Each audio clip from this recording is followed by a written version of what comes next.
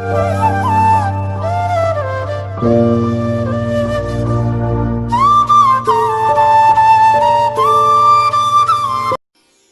आत्मा, नमस्ते। आपके जीवन में कोई ऐसा अवश्य होना चाहिए। कौन होना चाहिए? कोई व्यक्ति होना चाहिए। कैसा व्यक्ति होना चाहिए? ऐसा व्यक्ति जो दिव्य धर्मी हो। दिव्य धर्मी कौन है? दिव्य धर्मी वह है जो निष्कलंक है, सदाचारी है, सुशील है, धार्मिक है, आध्यात्मिक है, दार्शनिक है और जिसका हृदय सरल है, तरल है, सहज है। आपके जीवन में दिव्य धर्मी व्यक्ति क्यों होना चाहिए? क्योंकि आप अपने जीवन की, अपने मन की सारी बातें सबको नहीं बता सकते।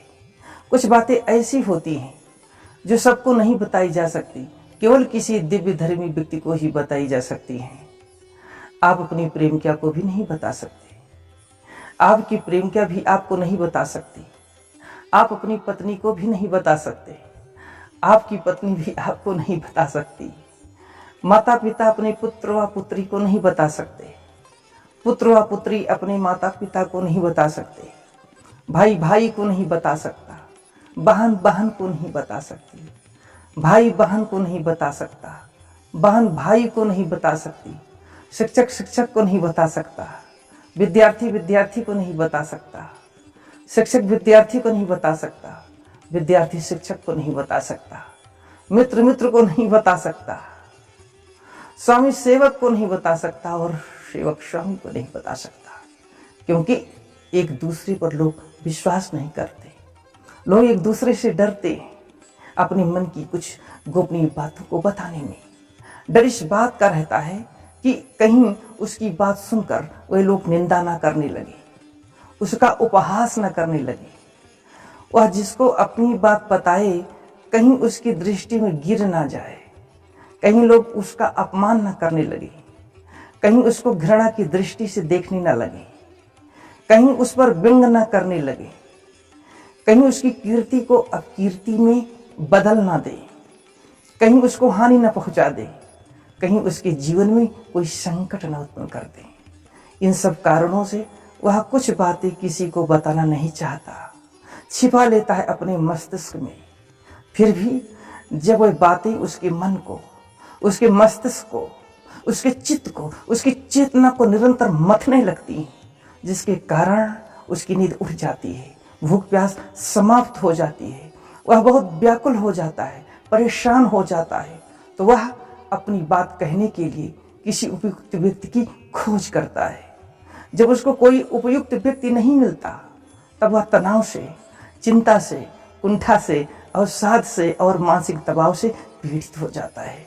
वह इतना पीड़ित हो जाता है, इतना व्यथित हो जाता है, इतना दुखी हो जाता है, इतना आकुल हो जाता है कि अपना मानसिक संतुलन खो देता है, जिसके कारण ऐसा व्यक्ति दमा, पीठ दर्द, पाचन की गड़बड़ियां, आमाशय अल्सर, सिर दर्द, उच्च रक्तचाप, गठिया, मधुमेह, हार्ट अटैक इत्यादि अनेक शरीर संबंधी घातक व्याधियों का शिकार हो जाता है। इसके साथ ही वह जल्दी वृद्धावस्था को प्राप्त हो जाता है, उसके चेहरे की चमक नष्ट हो जाती है, चेहरे पर झुर्रियां पड़ जाती हैं और इसके अतिरिक्त वह कभी कभी पागल हो जाता है, आत्महत्या भी कर लेता है या किसी दूसरे को ही जान से मार देता है। इस तरह अनेक मानसिक व्याधियों का भी शिकार हो जाता है। ऐसी स्थिति में यदि उसको कोई दिव्य धर्मी व्यक्ति मिल जाए और वह उसे अपनी सारी बातें बता दे तो अतिशीघ्र कुंठा, तनाव, चिंता, अवसाद और मानसिक दबाव से मुक्त हो जाता है। साधारण सी बातें जो आपको बहुत परेशान करती हैं, यदि आप उन्हें किसी को बता देते हैं तो आपका मन हल्का हो जाता है। आप ऐसा अनुभव करते हैं कि आपके सिर का भार उतर गया। इसी तरह जो बातें आप किसी साधारण व्यक्ति को बताने में संकोच करते हैं, यदि वह सब बातें आप किसी दिव्य धर्मी व्यक्ति को बता देते हैं तो आप प्रफुल्लित हो जाते हैं, आपके सिर का भार उतर जाता है। यह सही भी है कि साधारण व्यक्ति को सब बातें बताई नहीं जा सकती। वह आपकी बात को सुनकर इधर उधर फैलाकर आपकी सामाजिक प्रतिष्ठा गिरा सकता है और आपके जीवन में अनेक संकट भी उत्पन्न कर सकता है। इसलिए केवल दिव्य धर्मी व्यक्ति को ही अपनी सारी बातें बतानी चाहिए। प्रश्न उठता है कि दिव्य धर्मी व्यक्ति का लक्षण क्या है, उसकी पहचान क्या है। किस व्यक्ति को आप दिव्य धर्मी माने? जिसको आप अपनी सारी बातें बता दें, जो आपकी बातों को सुनकर अपने तक सीमित रखे, किसी दूसरे को कभी ना बताए और हर तरह से आपका कल्याण करे। ऐसे व्यक्ति के 5 लक्षण हैं जिनके आधार पर आप उसे दिव्य धर्मी कह सकते हैं। पहला लक्षण है, जिस व्यक्ति का जीवन शुद्ध और पवित्र हो वह दिव्य धर्मी है। शुद्धता और पवित्रता के मुख्य 2 साधन हैं, निर्व्यसनता और नैतिकता। जो व्यक्ति 5 दुर्गुणों से मुक्त है वह निर्व्यसनी है।